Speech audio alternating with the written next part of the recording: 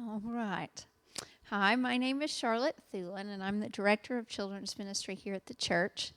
And when I was asked to share my testimony, I spent time thinking about what I would say because I know many of you have heard my simple testimony of when I came to Christ. In thinking about what I would share about my journey of faith to this point in my adult life, God kept bringing me to the verse Romans 8:28. We know that all things work together for the good of those who love God, those who are called according to his purpose. I know in my experiences, God has taught me that nothing is wasted and he will use it all to bring glory to him. So with that said, here's my story.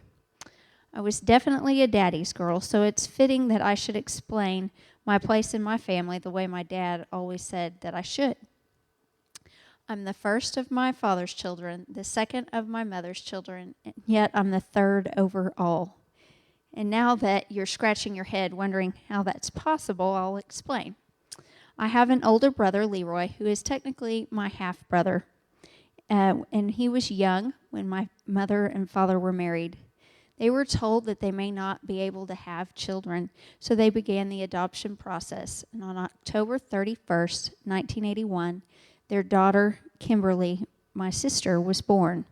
Tragically, however, Kimberly died just 12 days later from a heart condition. I was born a year and 4 days later on November 16th, 1982, in Ardmore, Oklahoma. And shortly after I was born, my family relocated back to my mom's hometown of Veneta, which is where I call home.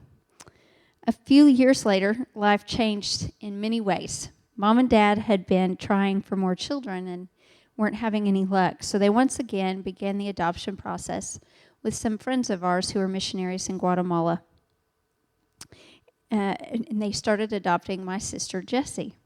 And just like so many times you hear, after they started the process, they found out very quickly that they were pregnant. So when I was 4, my brother Micah was born, and 6 months later, my family finally got my sister Jessie, who was 2.5 by the time she arrived. I was definitely a blessed child. I come from a loving home with lots of siblings and lots of love. My parents and grandparents loved their family, but more importantly, they loved God. Going to church was not an option for us. We were there Sunday morning, Sunday night, Wednesday night, any extra event or any revival our church had. We were at church so often that one time as a child I got recognized for being there more than my Sunday school teachers. Church was a priority in our home, and honestly there was nowhere else I wanted to be. I was what you considered a church kid. In fact, I was a deacon's daughter. I was a good kid. I didn't get into trouble. You only ever had to warn me. I was shy, quiet, a rule follower, unathletic, loved music. As I already said, I was a daddy's girl and loved doing whatever he did, and I was my granny's girl as well. I loved hanging out with my Granny Hom, Granny Catherine, or Wade to everyone else. I loved learning. I loved church. I loved music. I began playing the piano officially when I was 4, and I was certified to teach piano at the age of 13 with my dad in his piano studio, which I did until after I graduated. And everyone, including myself, just knew that a career in music was going to be in my future. When I was 7 years old, I was attending a winter Bible study when one of my friends who had recently been baptized asked me if I was going to heaven. I never really thought about that question, and I was always at church, so I assumed that I would. But that night, I asked my mom that question, and on our couch, she took me through the Roman road, and I accepted Jesus Christ as my Lord and Savior, and 2 weeks later, I was baptized. I did not know everything, but I knew that Jesus was the only way to heaven, and without him, I could not go. And it seemed pretty simple, and it truly is that simple. We need Jesus, and he's the only way. I cannot tell you my story without mentioning my home church, First Baptist Church of Veneta. They played a crucial role in my life in many ways. They aided my parents in my spiritual development, And much of who I am comes from my first church family.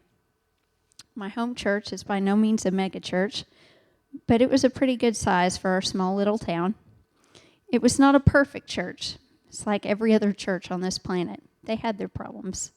But despite those problems that would come up from time to time, one thing my church did very well was to love their church family.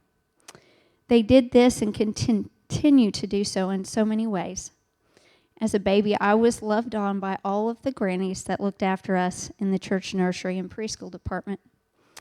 I remember Sunday school teachers who were teachers in school. They saw their gift of teaching as something not only as their career, but their calling to God. They looked out for us and encouraged us both at church and at school, and it was a blessing to have them there.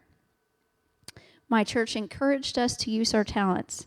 They were always thrilled for us to share our talents and abilities, no matter how good we were.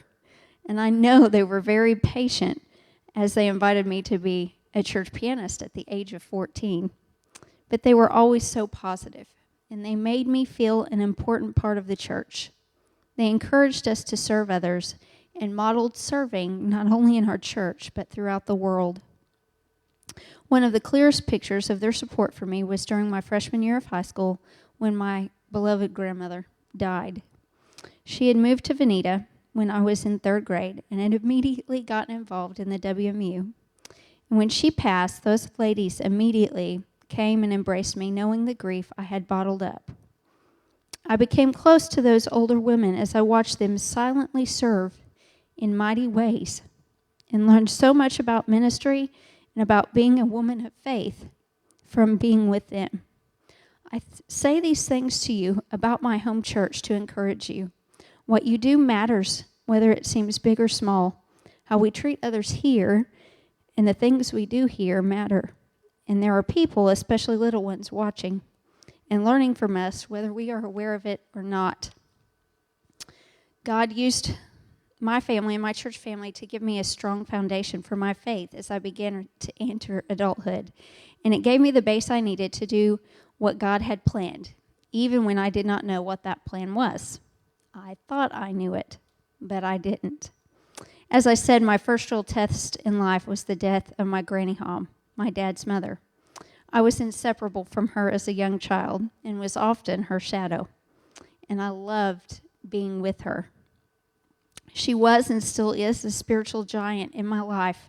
She was never a woman of power or of money, but she was a woman of great faith. She read her Bible cover to cover every year. One time I asked her if it ever got boring, and she said something to the effect of, "Absolutely not. You will never know everything about God's Word." Despite losing 2 daughters and other struggles she faced in her life, she loved the Lord, and she loved singing praises to Him, and she loved to serve Him in ways she could. I often think of her when I think of the story of the widow's mite. She didn't have much, but she gave all she had to her church and to her Lord. When she passed, I felt like I had been punched in the gut. She died during my freshman year from Alzheimer's disease, which was a heartbreaking way to see her go. I couldn't believe she wouldn't be there to see me graduate or be married, and it was during this time that my faith really had to become my own. I remember thinking, how could God let this happen in this way? However, I knew that the God she loved so much was with me, and it was through my church family, my youth pastor and his wife, and my friends that I was able to make it through that time and really to experience a new level of faith that I had not before. The summer before Granny passed, I had gone to Falls Creek for the first time, and I felt like God was calling me into ministry, but to what, I did not know. I assumed it would be some sort of music ministry, but I knew I did not want to be a music minister in the traditional sense. I went on through high school like any normal kid. I was highly involved in the band and in competitive speech and debate and drama. My senior year, I got the opportunity to be an Act Teens panelist for the state of Oklahoma and was a national top Act Teen as well. That allowed me to meet people and page events for the state convention and to speak at places with children and teens. I had always planned that I would go to OBU and major in piano performance, and that's just what I did. OBU was my dad's alma mater, so there was never a question as to where I was going to go or what I was going to do.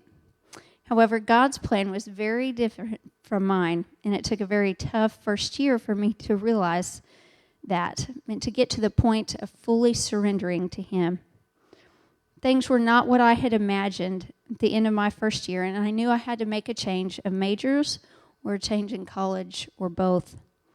I'd spent the summer looking for colleges to transfer to continue my piano degree, but it was during this time I went to children's camp to help our church and our pastor sponsor. And it was there that the camp pastor mentioned that giving your life to Him meant that He controlled your life, where you went to school, who you married, what you were going to do. And I realized I had never bothered to ask Him. I also realized at the end of that week I was having a very hard time letting go of those children and having that time teaching them about God. And it was then I realized what God was calling me to do. I asked our pastor, Brother Larry Wallace, whether this job of children's ministry was a real thing. And he told me yes, it definitely was. So, much to my parents' surprise and family and friends' surprise, I returned to OBU that fall and entered the children's ministry program with the intention to serve in local church ministry. This is also when the story of Michael and I began, and we had no idea what God's plan for us was in the coming years. Returning to OBU was very hard, and it required a lot of change to my major and to still finish on time. However, it was at this time that God taught me a lot in my life, and He truly made His Word come alive. I had grown up in church, and I thought I knew it all, but I realized I really had a lot to learn. I loved my ministry professors, both at OBU and in seminary. They challenged me, taught me to think for myself, evaluate what I believed and why I believed it. And I was spiritually awakened in so many ways. Michael and I were married halfway through my junior year of college, and he moved to Shawnee, and we started our life together. I took my first job in ministry right out of college and out of getting my bachelor's there at OBU. And my first church was in Pullman, Washington. I had never had any intention of leaving the state of Oklahoma, let alone going halfway across the country. I intended to stay right here, or at least in the surrounding area, but God taught us so much during that time. There were so many experiences, both good and bad, in all the churches I served that time would never permit, that I will share how God has taught me along the way. In Pullman, there in Washington, He taught me to rely on Him and His timing. His timing is not my timing. And even when things seem hopeless, He is in control, and He has a perfect plan. He also used that time to really knit Michael and I together as a couple. We had to rely on each other because we had no one we knew anywhere close to us. After 2 years in Washington, God brought us to a small town outside of Katy, Texas, named Brookshire. It was a much smaller church, but a bigger challenge in my mind. I was asked to build a children's ministry basically from the ground up in a well-established church. We were blessed to be there 5.5 wonderful years, and God truly taught us so much during that time. He rekindled that knowledge and feeling of the love that only God can bring between brothers and sisters in Christ. He brought healing to my hurting heart through my church family there, and we built friendships there that will last a lifetime. He showed me that He still does miracles when He saved my dad from death in 2009. And 1 year later, when Daddy did pass at Easter, my church family there loved and comforted me as I was shocked and devastated, and all while pregnant with my son. He showed me my love of teaching was not just for children, but for youth as well. The youth minister left, and my husband volunteered to take over the program. And to mentor and teach those young ladies of that church was a blessing I never expected and I never sought to do. But God has a plan for everything, and He used everything for His glory. He taught me the extent of what His love truly means as I gave birth to my son Shane, and holding that beautiful boy in my arms, I truly understood what it meant for God to give his one and only son for us to die. God brought us home to Oklahoma in 2013 when he called us here to Coweta. Our desire was always to serve here in our home state, and we were thrilled to be within just an hour of our church family, or from our actual family that we had been so far from. We were so excited to be here in this church and to be a part of the ministry of this church. And we knew that God was directing our path to be here. Here, he's taught me the joy of family. I take nothing for granted. Being away from my family for 7 years, we missed the passing of grandparents, my father, along with some of Michael's family, and it taught us to cherish our time with those he has given us. And we enjoy being close to our family and watching the relationships develop with our own children with their grandparents. He has taught me that I'm not too old to learn new things. He can take this unathletic, uncoordinated girl who was always picked last on PE teams and never played a sport and put them in charge of a program like Upward. And I still laugh when I think of God looking at my dad in heaven and saying, look what I have in store for her next. I'm going to have her at a church with a sports league. He's also blessed us with our beautiful daughter, Catherine, named after my beloved grandmother, who reminds me so much of my dad that I know that she's an extra special blessing from God. Already in my almost 34 years, I can see how God has used these experiences to bring him glory. Some I see, and some I trust I will see in the future. He has taught me his faithfulness through it all, both the good and the bad. He is faithful to me. And I know if I let him, he will use everything to glorify him, and it's a privilege to be called by him. I'm just a girl from a small town that wants to serve him however he can, so with the goal of one day hearing, well done, my good and faithful servant. Thank you.